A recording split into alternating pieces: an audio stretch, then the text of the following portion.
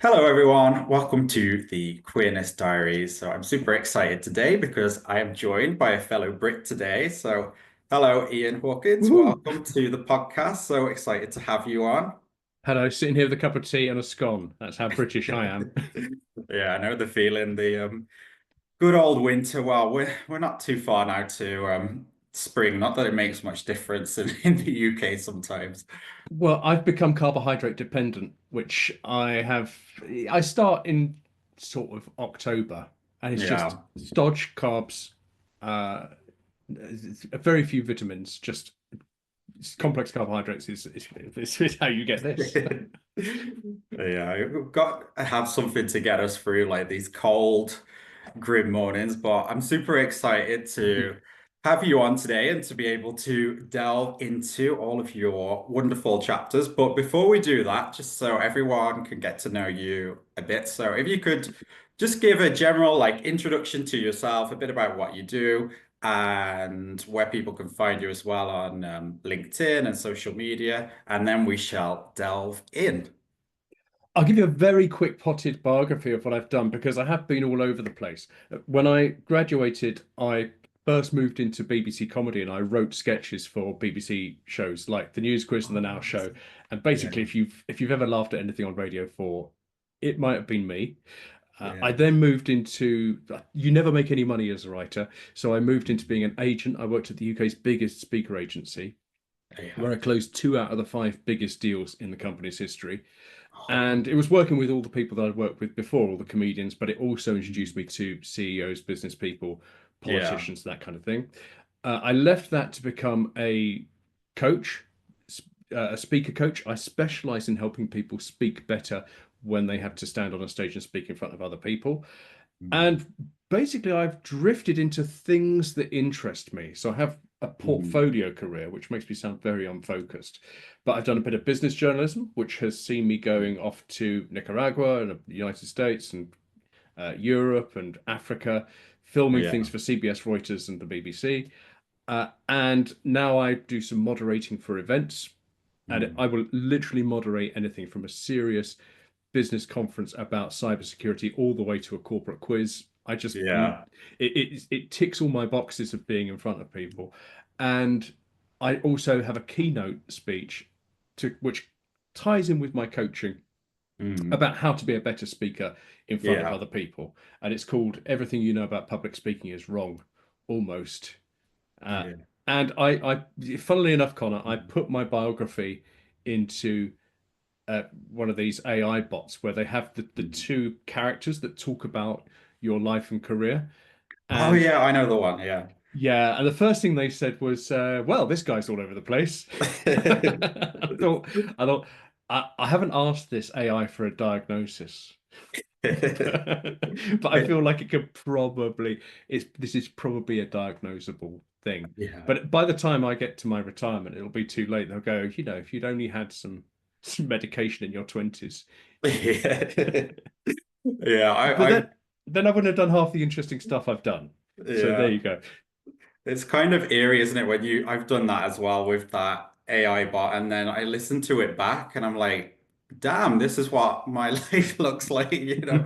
And you hear it, even though it's like through those bots, you just feel like the judgment sometimes. And yeah, when I listened to mine, I was like, oh, damn, okay, well, I well, I I was a friend of mine told me to try it out, and I've written a novel, and I wrote it about a year ago, and it just sort of sat on a back burner because my dad died a year ago, and I wasn't in the mood. It's a funny book, and yeah, I just wasn't in the mood to tout it around to agents and publishers and whatnot.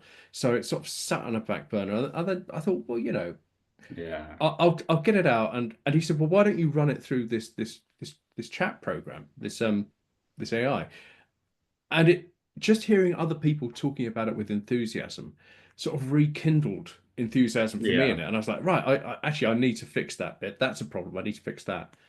But yeah, but I, the first iteration of it was an absolute hagiography. We loved this book, and I was like, well, mm, okay, that's mhm, nice for the ego, but not necessarily helpful. So I said, yeah, could you please give me a version of it where you criticize it as well, and it's not all good news?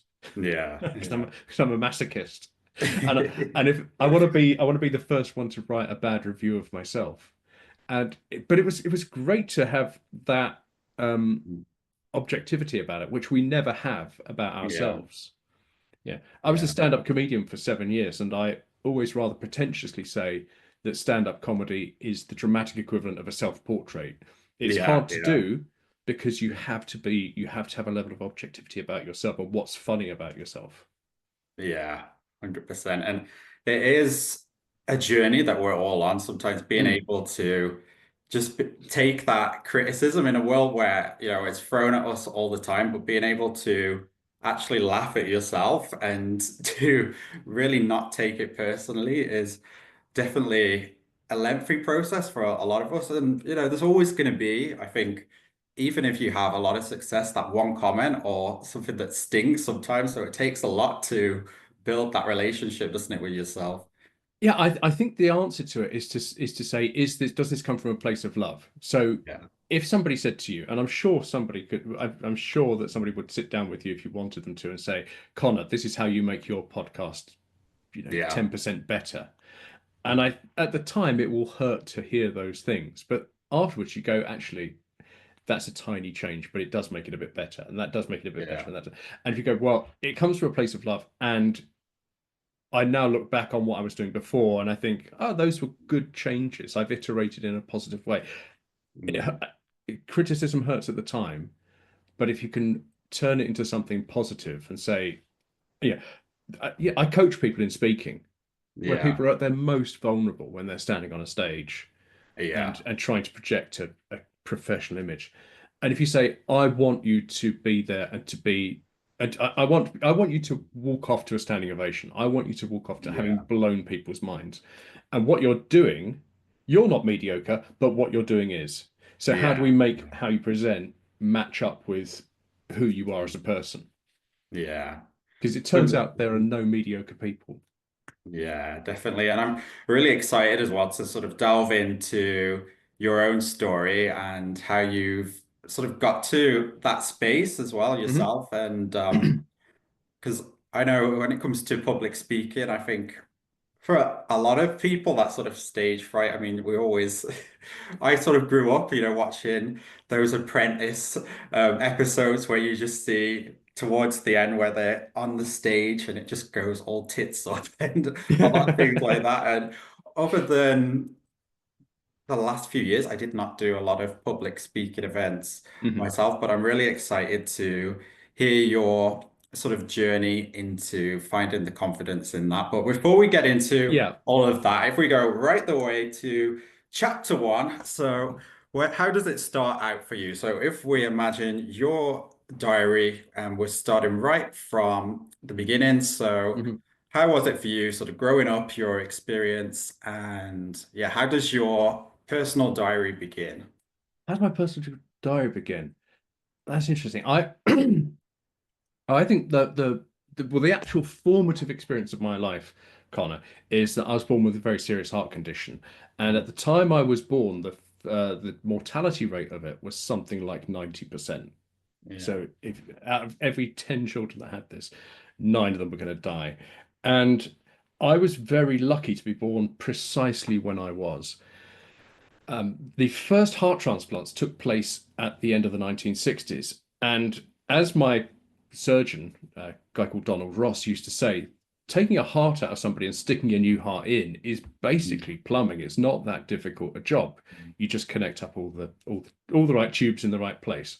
Right. yeah, yeah, The difficulty was finding the drugs that stopped people from rejecting their transplanted organs. And they stopped doing heart transplants because the surgery had reached a level, and the pharmacology had not achieved being able to make that surgery a success. yeah, And Donald's physician on those early heart transplants was a woman called Jane Somerville, and she said, "Well, look, if we can't do transplants, why don't we look at something else? And here's a whole cohort of patients with this huge mortality, children born with this disease.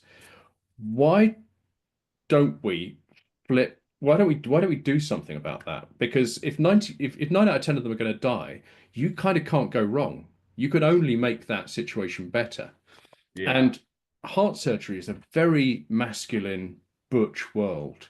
Mm. And for all of these, Jane was the only woman in her class at medical school, but Mm. none of these big butch gung Yeah. ho surgeons were prepared to sit in a room with bereaved parents and break the bad news. And Mm. Jane, who is tough as nails, still alive, I believe, Mm. in her 90s, she was prepared to do it.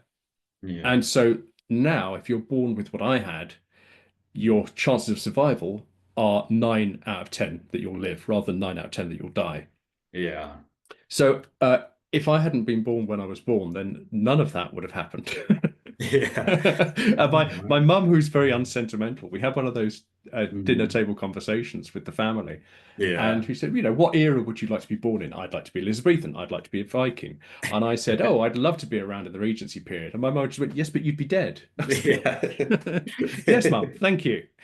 Yeah. Uh, You make a good point. yeah.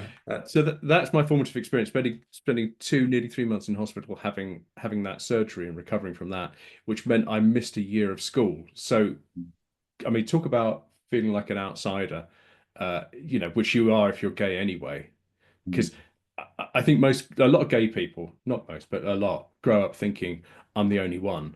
Yeah. Yeah. And if you look at everything that the enemies of the LGBTQ plus community Mm. do to us is they want us to not be a community. They want us to believe we're the only one. That's why they don't want us to even say it in schools. Because if you say gayness is an option Yeah. and it's 1 in 10 and you're in a class of 30 and you're the one, you go, well, who are the other two? Oh yeah. Yeah. 100%. Yeah. I don't know if you've had the experience, Connor, of sort of going to your old hangouts and old haunts and bumping into people from your school and realizing they were gay and you were gay and you never realized when you're at school. Have you Oh done yeah, that? Yeah. 100%. Yeah.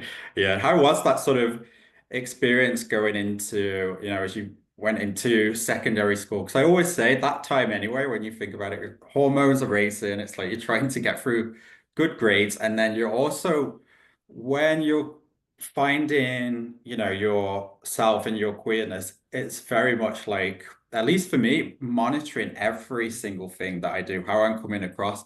And there was someone else actually in my form group in my class that was gay and got horrendously bullied. So I had that Mm. experience every day going to school and seeing that. And so I really micromanaged myself in how Yeah. I came across. But how was it sort of for you? Did anyone come out so kind of in secondary school, or was it very much like you said afterwards, you sort of went back and then you have these realizations about Yeah. people? I think you're right because being gay is being such a I'm a little bit older than you, I think, Connor. But being gay is such a taboo. Is that you go, oh, that's queer or whatever, and it would be a pejorative, whether the person was or not. And it's sort of very clearly told you that's why you don't do this. Don't be camp. Don't do that. And there's always like one camp kid who was, who did get bullied. I didn't get bullied particularly because I think I was smart and helped other people with their homework and kept my Yeah. head down. Yeah, I did all the theatre stuff, but I Yeah. was not. I don't know. I think I just managed to do it by having uh, by being likable and by finding a small group of friends. I was never like somebody with millions of friends, but I had like a small group of friends and we all stuck Yeah. together. I'm also incredibly lucky in my family because my grandparents were like best friends with a gay couple. When Yeah. they died, my grandparents inherited like a share of their flat. Mm. And so when people go, "Oh, I'm from a different era," I'm like, "Right, my granddad died last year at the age of 99. His best mate was gay, so don't give me that. Yeah. Yeah. You're just a bigot. Own Yeah. it, own it." Yeah. And that's why, and you use the word queer, and I know so many people, certainly in my age and slightly older, who hate the word queer Mm. because they've heard it. And I think, no, reclaim it. Have a bit of that. And it's easier, isn't it? Especially if you go, well, I don't see what trans people have got to do with, Mm. the gay rights movement. It's like, well, we're all queers. So therefore, Yeah. let's not divide and conquer. Let's look after our trans uh, Mm. sisters, brothers, and thems. Because if we don't, they'll come for us next. Yeah, and definitely. we're seeing that. Yeah, 100%. And I think when we sort of look back to the, that era of going through school and then onwards to college, like there's so much of a performative aspect to it. It's almost like I Mm. always say, it's like those layers of an onion. It's like the real parts of your personality are always there, but it's almost like the onion just gets thicker in a way. You just put more Yeah. and more layers on, these protective layers to, Yeah, because you grow up and you learn how to hide it better. Not that yeah, I did much hiding, because of my background. But yeah, I when did Freddie Mercury die? 1991. I remember people at school going, he deserved it. And you go, what, did he deserve it? You enjoyed his music. You did, he's a singer and a yeah, songwriter. He wasn't asking you to go down to the RVT and go to a yeah, back room with him. He's yeah, saying, be entertained. Uh, I don't, but to say, well, he deserved it because he's gay, so therefore deserves this terrible. I went to school in the 80s and 90s when, I mean, talk about being a really low ebb for the gay community when we mm, were dying in droves because of HIV/AIDS, and it was absolutely acceptable to be quite hostile, uh, yeah, well, to be very hostile through the press, and it took a long time to actually get to, because when did things really changed in 1997 with the new Labour government, mm, uh, and to go, well, actually no, these these people do actually deserve some dignity yeah, and respect. um I've I'll show my age here. I remember the age of consent campaign, because it used to be 21 for gay men and 16 for heterosexuals, yeah, and we were arguing for equality. And what we got was the age of consent came down to 18. And now mm, it's equal, but it was 18. And I yeah, remember arguing, not that I had much voice at the time, but I said, why don't we, the EU says a child is anyone under 18. So why don't we drop down to 18 and straight people go up to 18? Because 16-year-olds shouldn't be really having babies anyway, surely. yeah, And that was coming from a young person. All we want is equality, whether it's 16, 18, 21, or 47. mm, But it's like we'll drop it down a couple of years, but we yeah, cannot give you equality. yeah. It's like, Yeah, I know what you mean. Yeah, and also, at that time, it's like before the social media boom, there's not many people to confide in and to mhm. share experiences and even approach conversations or to refer to and sort of have that reference point. You kind of Mm. just grow up around, what's being portrayed on the media in a very negative light. So it's so much easier to just take on this sort of social chameleon dynamic in these situations. Yeah, your To, natural thing is, how can I go under the radar? The question we always asked each other is, when we were sort of 17, 18, 19 and dating, we'd say, do your parents know? mm, How did your parents react? That was like the number one question. And now I don't think I've asked that of anybody mm, for decades. Uh, My brother, very sweetly, because a rumor got out, as it does, yeah. once I got my first boyfriend. My brother was driving me somewhere, and just remember, he's very stoic and he's very straight, Yeah. my brother, and very. I just went. I hear a rumor that you're gay, and I Yeah. went, yes. He went, is it true? I went, yes. He went, well, if anyone gives you any trouble, tell me, and I will fucking kill them. Yeah. So, Yeah. thanks, bro. Yeah. But Uh, it's those key moments though, like that, isn't it? That when you don't have to have the conversation, it's just acknowledged either, with that bit of humor or whatever it is, and they've got your back. It takes a lot of the weight off at that time. my family's love language is laughter, and so my brother and I will be quite mean to each other, but we do know fundamentally Yeah. that we have that. Yeah. Yeah, if he's in a room with my mum, I will go in and go, "Hello, the favorite child is here." Yeah. But I think it's so important when you can, go back to humor and be able, especially, through whatever times you're going through, finding that commonality is so important, isn't it? Well, that's the funny thing, isn't it? If you look at the popular performers from the past when being gay was illegal, you might have your opinion on John Inman in what is it? Are You Being Served? Mm. Not a helpful stereotype, shall we say, but a beloved character was written in as a bit part and then moved center stage because people went, "We love Mr. Humphries from Are You Being Served?" Uh, Julian and Sandy from the 60s. Yeah. Kenneth Williams, what he was doing was very camp, very gay, and yet, you know, obviously built a career out of it. Yeah. Funnily enough, there's a guy called, oh, his name's going to escape me. He's Lieutenant Gruber. The name will come back to it. Guy Siner, the Mm. actor, plays the gay character in 𝐶𝐿, and I had a good chat with him on email fairly recently about why his portrayal of a gay character was so much kinder and Mm. less stereotypical than John Inman's portrayal. Yeah. Although John Inman was gay and Guy Siner is not, but it was trying to sort of go, it was Mm. why Guy Siner's Lieutenant Gruber is not problematic, Yeah. but the Mr. Humphries from Are You Being Served is. Mm. Really interesting guy, lovely actor, Yeah. nice guy as well. Oh, nice. And how was it with sort of your own experience? So when you had that sort of theatre background, when you imagine going into, had you always had it like in mind that you wanted to do something with either stage writing, stand-up comedy? And how was sort of the experience going into that? Because, it takes a lot of confidence, I think, to be able to go on a stage in front of, a bunch of people, be able to put a set list together and all this kind of stuff. But how was the sort of journey and process for you? Was it something you always wanted to get into, or something along the lines of theatre, or did it just sort of I, happen gradually, I guess? I think a lot of theatre happens because uh, young queer people do go, "How do I hide this?" And then they realize that they've developed all of these skills that, Mm. lo and behold, work really nicely in a theatrical performance setting. Uh, Yeah, it helps being a bit of an introvert. Freddie Mercury was an introvert. He played the part of uh, yeah, of a rock star on stage, and he played it very well, and would have and played it off stage to the extent that he would have these enormous parties with people walking around with trays full of cocaine.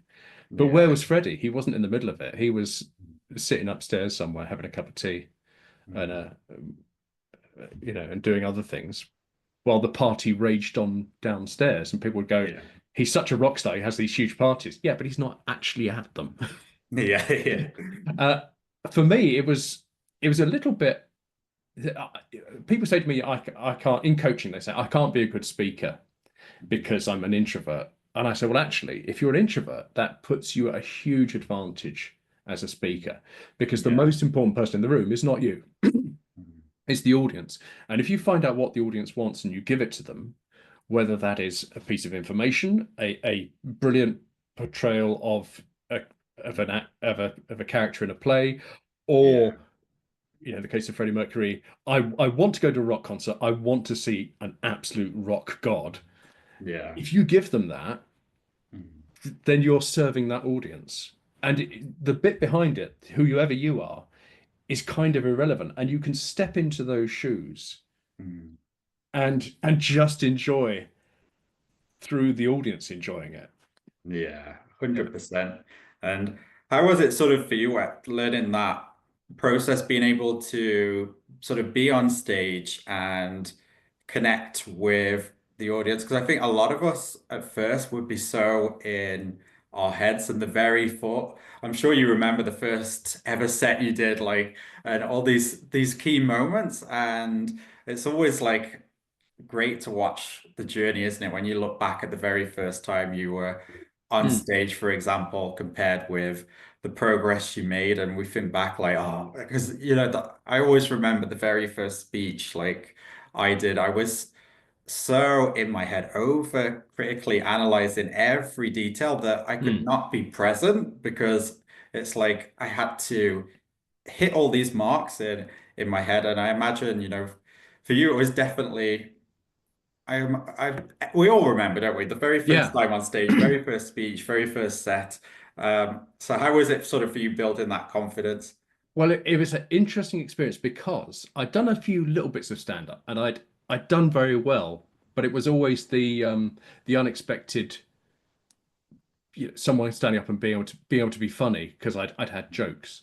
And Yeah. so, but I'd never done a whole bunch of gigs one after the other in different venues. And I sort it's quite you've got to put a lot of energy into it. And I'd let that fall by the wayside. But I'd gone into writing. So I'd written for people like Rob Brydon. I'd written stuff for the BBC. So I knew my stuff was good. Mm. And I was in a car with a comedian called Bob Mills. He's a very old school comedian, lovely guy. And I said, "It's not fair, Bob. I only get paid when I write a joke, and I can only write a joke once. You get paid every time you tell it." Yeah. And he said, "Well, you should be a stand-up then, shouldn't you, mate?" And I went, "Well, I would, Bob, but I've got no charisma." And Bob went, "Well, that don't matter." I went, "Oh, does it not now? Okay, in that case." So I wrote myself a set, booked myself into an open mic spot, did my set, did not get a single laugh. And people who don't understand the business say, "Well, what do you do if you're not funny?" The answer is, well, you have a choice. You either stop doing it or you learn from it. And I Yeah. walked off that stage, and some people would be devastated by that, by not getting a single laugh. And I walked off and went, right, why is it that I'd be quite happy? Look down my page of jokes. I'd be quite happy to send this page of jokes to any of the comedians that I write for. Yeah. Yeah. Why would they get a laugh out of it and I don't? What am I doing wrong? What am I Mm. doing? And instead of being a sort of terrible, critical God Hawkins, you're just not funny. I'm like, well, I am funny on paper, but I seem not to be quite hitting the mark behind this microphone. What can I do that will Yeah. turn this paper in words on a page into laughs on a stage? And really, my first 50 gigs was trying stuff out. And I would do things like I wouldn't take the mic out the stand because I Mm. thought everyone else takes the mic out the stand. I'll be different. I'll leave it in there like Jack D. And Yeah. then I realized that actually that pins me into one place. And Jack D's got very low energy when he's on because he's just a guy behind the mic. With me, I'm all over the place. So it's really important to have the mic there and to be able to sort of go around. So Yeah. but I didn't learn that until I'd done 3 or 4 gigs without moving the mic. And there's Yeah. there's all kinds of stuff I did where I would go, will this work? Will this not work? And it had to not work 3 or 4 times before I'd go, okay, let's not do that. Yeah. Yeah. Rather than trying to figure out what was good, I'd figure out what's bad and then go, never do that again. Yeah. Yeah. But it does Um, mean as a coach, I can now say to people, try this, or I have found that this works and this doesn't work. And to try and get an understanding of why it doesn't, and what's suitable for one person isn't suitable for another. And yeah. also to be chill about failure, because failure is just how you just find out where your limits are. Yeah. Yeah. 100%. And I think being able to approach that relationship with failure, with being able to, take those learning lessons and just to, when you've got that passion about something, you will find a way to persevere through. But it is a big process for all of us, is turning off that imposter syndrome and those intrusive thoughts sometimes that can just be rampant in a lot of people. And, because that's the ultimate thing, isn't it? Being able to be present in the moment, which a lot of us struggle with when it comes to Mm. anxiety or imposter syndrome, because it's like having someone else in there and you're just like, shut up, But I'd refer you back to Freddie Mercury. Freddie Mercury was not a rock god, but he played one extraordinarily well. And if you have imposter syndrome, the trick to it is not to say, I must become what this audience thinks I am. You've got to Yeah. go, what does this audience want? And what can I give to them? And if the answer is a bit of information, make sure you know the information. If they want a bit of pizzazz and show business, well then fine, write yourself a fun intro and deliver it with panache. Yeah. and then Yeah. and then you walk away and go, yeah, I used to have a line in my stand-up set where I go, hello, it's nice to see you all. Here are some jokes I've remembered. Yeah, Yeah. which kind of underplays, but it is kind of what I do. I've just remembered some jokes. Jimmy Carr says, what's the secret to being a good comedian? He said, in my case, a good memory. I tell 500 jokes a night. Yeah. Yeah. Yeah. 100%. um, yeah, the the the key to it is, I think, yeah, it is finding out what the audience wants all the time, and that is why if you're an introvert, you are protected. You're protecting yourself because Mm. if you're an extrovert, you think that whatever you are is good enough, and Mm. therefore whatever you are has to be good enough. Yeah, yeah. And I think you fall a lot. You with failure, you fall a lot further. Funnily enough, I did a keynote for somebody, and they said, "We love what you do. Could you not use the word failure Mm. and mistakes?" And I said, "But the whole thing is about the value of failure and mistakes and how brilliant they are." And they said, "Yes, Yeah. but we don't want to sound negative." And I said, "Failure is not negative. Mistakes are not negative 100%. unless you let them be." Yeah, definitely. Yeah, mistakes are, or mistakes tell you so much about how people work, Yeah, and yeah, and how you work yourself, and it's getting that outside view. yeah. And as well, I think, when it comes to the world of being on stage and theater in any sort of way, you're gonna have as well. Like you could be doing it for several years and just have an off night, and you have to be prepared, don't you? And when that happens, it's like not punishing yourself. It's like continuing, like you said, yeah, I had, some failure on this night, but I'm gonna carry on, persevere through, and It's a bad day at work, Connor, and yeah. everyone's allowed a bad day at work. And I've seen some great comedians, really great comedians, household names, which I won't divulge, but absolute fool on their ass and really fail. And you go, well, sorry, but if she's allowed to do that, I'm allowed to do that. And once you give yourself the freedom of being able to make mistakes and be playful with it, then you know that that opens up possibility and learning and growth. And don't we all Yeah, want a bit of that? yeah, definitely. And But the- if you talk to big comedians, they will say that the tyranny of fame and fortune as a comedian is you don't really get the opportunity to play around so much, and they, I'd love to do this, but I can't because that's not my audience. yeah. Uh, which isn't to say that if fame and fortune came knocking, I wouldn't, be delighted. But I do see the downside sometimes.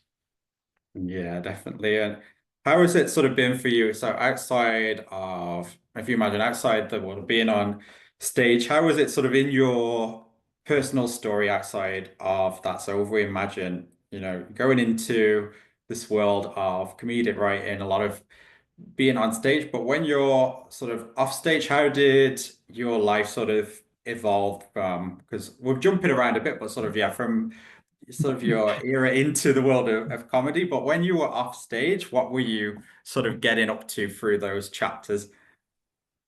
What's going up to?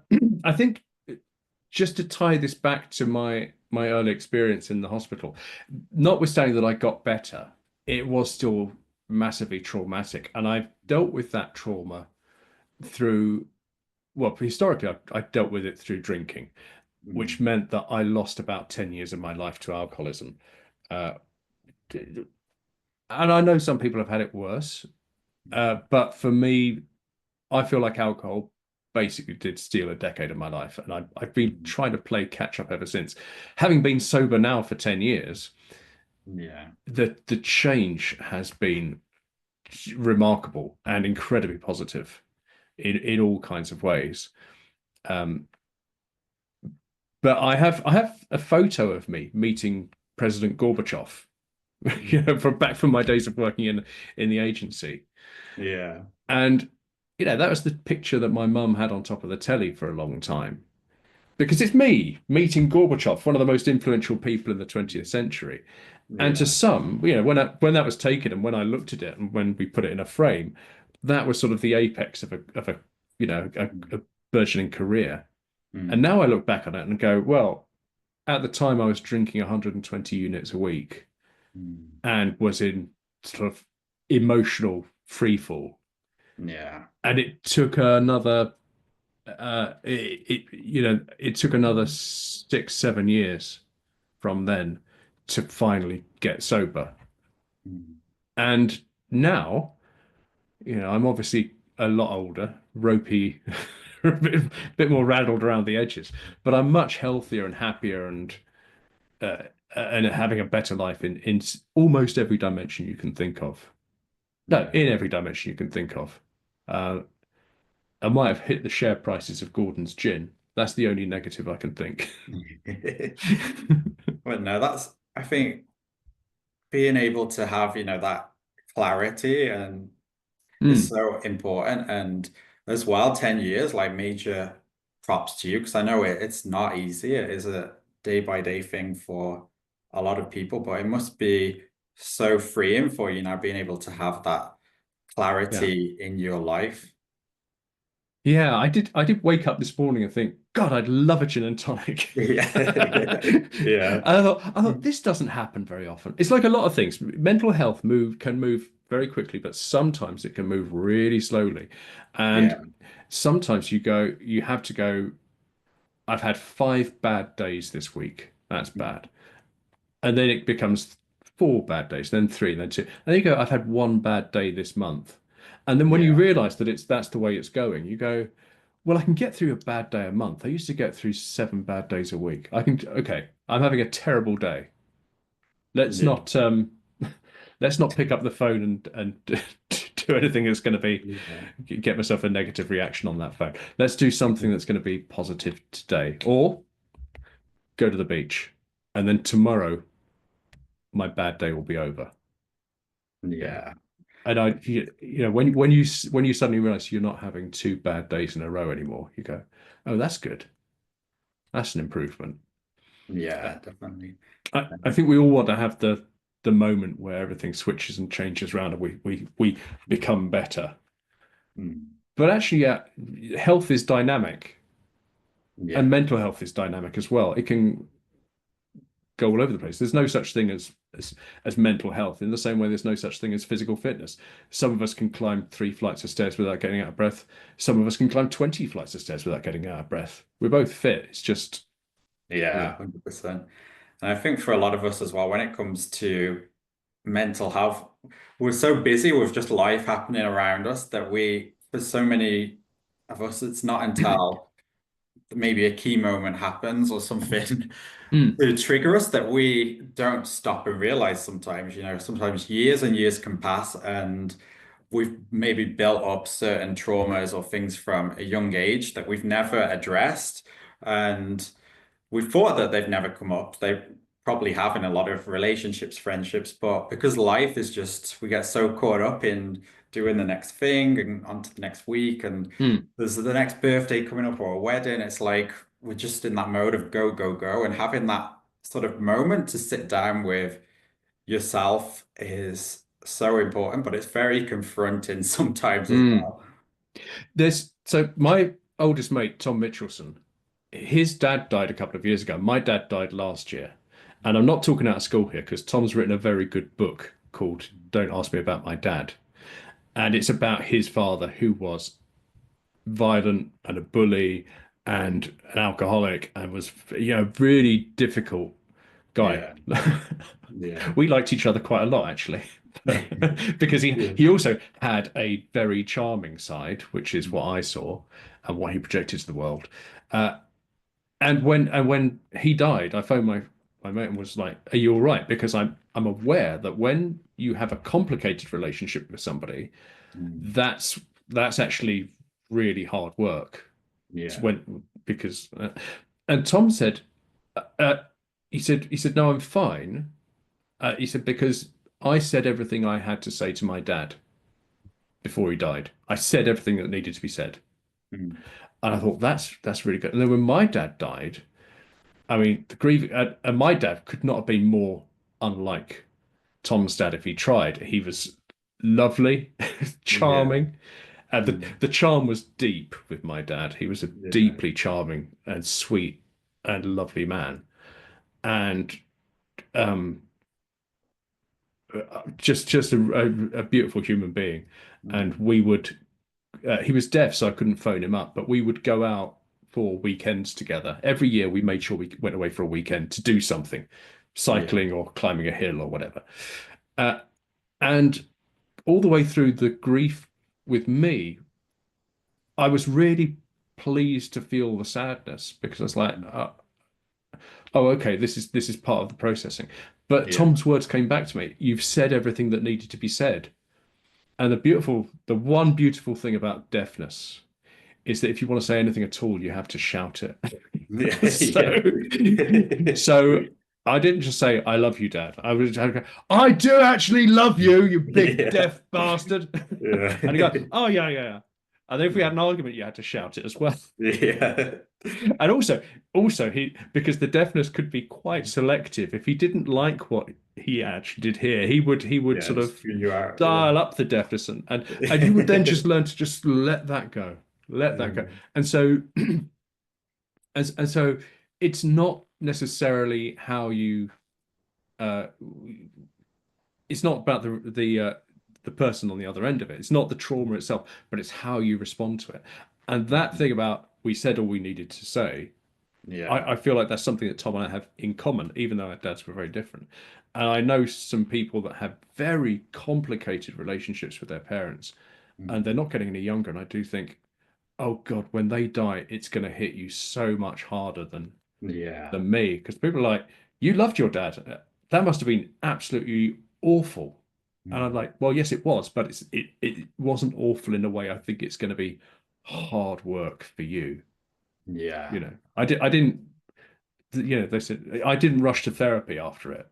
In fact, Mm. I've had one therapy session this year, and I talked about my dad because I wanted to talk about him and tell funny stories. I didn't want Yeah. to. There was nothing that needed processing.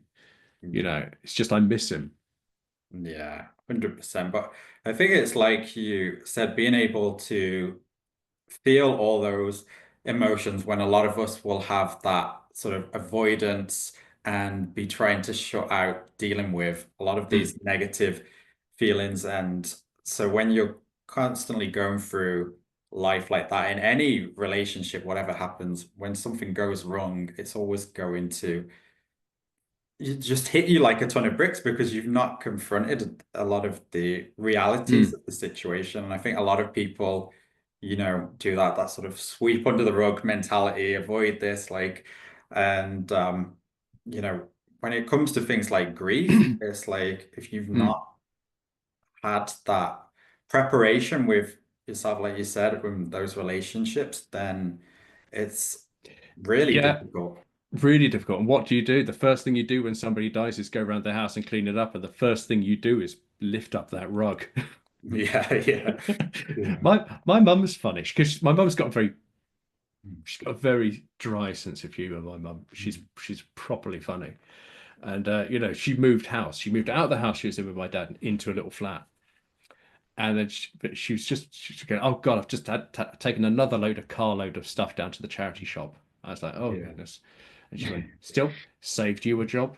Yeah. Yeah. I was like, don't rush to your grave just yet, mother. We want a few more years with you Yeah. yet, entertaining as you are. Yeah. But I think, I can tell like with your family, the power of humor in these times is really Mm, comforting and being able to, sort of rib each other a little bit really helps with those relationships. And I think, with any relationship, any sort of family going through grief, sort of having that common ground is mm, so important in these times because a lot of people, I think when it comes to things around grief and stuff, especially, and certain family members you might not have the relationship with, it does feel very touchy mm. sometimes, and you don't know whether to bring something up. But when you can use humor and you've got that relationship, it's such a rewarding time through Yeah. a very uncertain period, isn't it? Connor, it's fascinating because as someone that lives in the world of jokes and writing jokes and performing jokes, or not anymore, but certainly someone that spent some time doing that. One of the things that a bully will always say, if you confront them on what they said, they'll say it was Yeah, just a joke. I'm like, well, I'm really sorry, but every time I write a joke, it's true, and every yeah, time I've written a joke, there is a truth behind it. I've never written a gag which doesn't have a fundamental truth behind it. yeah, So if you make a joke about somebody that is hurtful to them, you still own it, yeah, 100%. Yeah. 100%.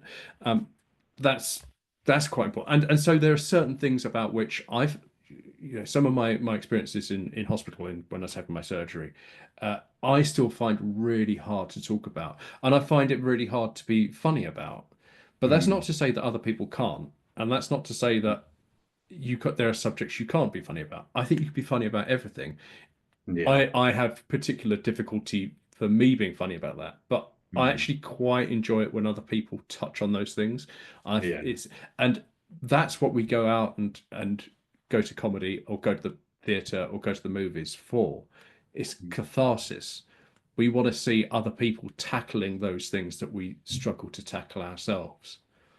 And Yeah. if it's done well, I think it genuinely can.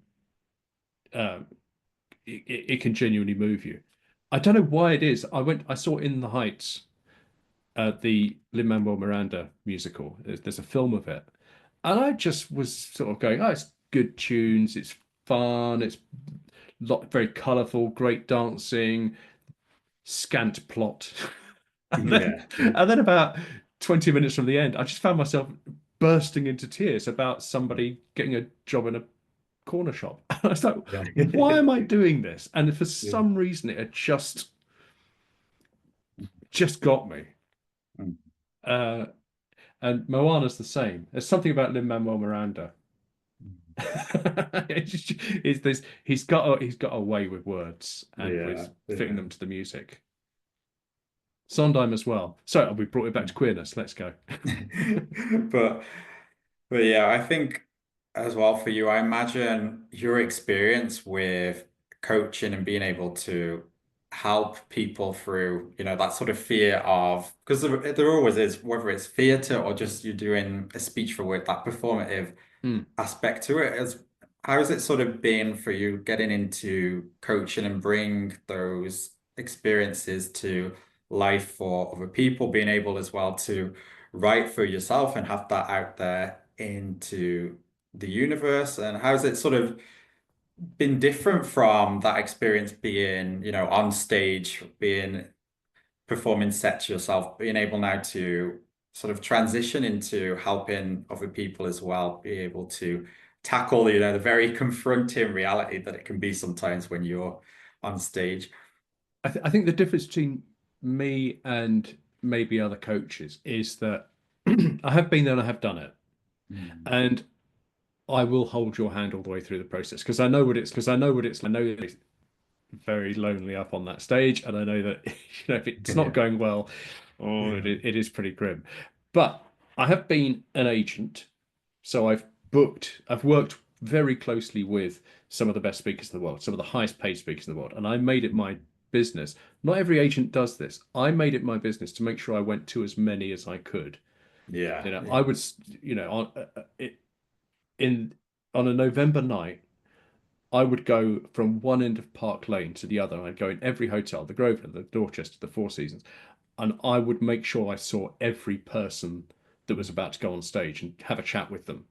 Yeah. So I've seen it from that perspective. The person who's actually got the money and the booker. Okay. I've seen it from the point of view of someone that has learned to be a good stand-up comedian. I've seen it from the point of view of someone who has learned to be a good conference moderator. I've seen Yeah. it from the point of view of someone who sits in the audience. I've seen it from the point of view of someone that stands at the side of the stage and watches people and sees what they do. I've coached hundreds, maybe thousands of people uh, Mm. to be better speakers. And while there are other coaches out there that may have one or two aspects of that in their lives, I don't know anybody else that has all of that. Oh, writer, I forgot. I've written. So most of the stuff I wrote Mm. from the first 10 years of my professional life was not words on a page. It was stuff that people would say. Yeah. And Yeah. I don't know anybody else out there that has all of those experiences Mm. and that can feed them into, if you walk on a stage and say, oh, I struggle with this bit. I look at it from the point of view, well, an agent would say this, and a Yeah. stand-up would say that, and a moderator would say this, and a writer would say that, and the audience wants you to say this. It all comes down, Connor, to the audience wants something. What they really want is for you to be in charge of their experience. Yeah. And when you understand that, your job is not to go up and apologize. Your job is not to make excuses for yourself. Your job is to understand that audience and say, this is what you want. Here it is. Boom. And I will give it to you in a way that is authentic to myself and that only I can give it to you. Yeah. And that for me is the perfect speech. We can if you wrote down the story of your life, I could deliver it very well because I'm a good speaker. But Connor, it wouldn't be authentically you. And Mm. you can do it for me. Only the best speech in the world Yeah. is the one that only you can deliver. Yeah, 100%. And I think that authenticity is so important within ourselves to find whatever aspect we're in, even whether it's just a post on LinkedIn, whatever it is, it always sticks out, doesn't it? When Mm, someone makes a post and it just you're like, what is this load of waffle? When you find that authenticity, mm. it always is going to win in the end. Yeah, and the beauty is with AI, which generates reams and reams and reams of stuff, the only stuff it generates is mediocrity. And if you are not Mm. mediocre, and nobody's mediocre, if you tap into your the little bit of you that is unique and special and wonderful, it Yeah. doesn't matter if it's not spelled right, and it doesn't matter if it's not punctuated right. That quality will, I believe, will Mm. rise to the top. Yeah, If definitely. everyone's being mediocre, that gives those of us that take the time and trouble to be ourselves, it gives us a huge opportunity, and it's one I think we should all grasp. Yeah, 100%. And I think that's such an important lesson for all of us to learn. And before we wrap up as well, I want people to be able to reach out and find you. So, where's the best place if people, uh, so Best LinkedIn, other social media, where's the best place people can get in contact? for various reasons, Connor, I am shrinking away from most social media like a snail approaching a little pile of salt. I just for my mental health, I don't want to go there. So LinkedIn is where I post all of my content. If you want to be a better speaker, I post stuff up there a couple of times a week. It's Ian, IANRHAWKINS, Ian R. Hawkins. That's Yeah. that's my tag on there. And I guess if you want to look at my website, it's Mr-Hawkins, mr-hawkins.com. Awesome. Well, thank you so much for joining me today. It's been such a pleasure having you on and being able to delve into your own queerness diary. So thank Thanks, you so Connor. much for joining me today. Thank you, Devon. It's been a huge pleasure. Delve is one of those words that if that I always think is a very AI word. You're the only Yeah. human I know that uses delve. Yeah, definitely. If I get AI to write something for me, if it puts in the word delve, that's the first word I search for. I go, nope, we will not. Yeah. But So yeah, so that's your word, Connor. You own that. yeah, definitely. Well, thank you so much today for coming on the podcast. And to everyone that's tuned in, thank you for tuning into this episode. And we'll be back next week. So thank you so much, Ian. Thanks, Connor. Bye bye.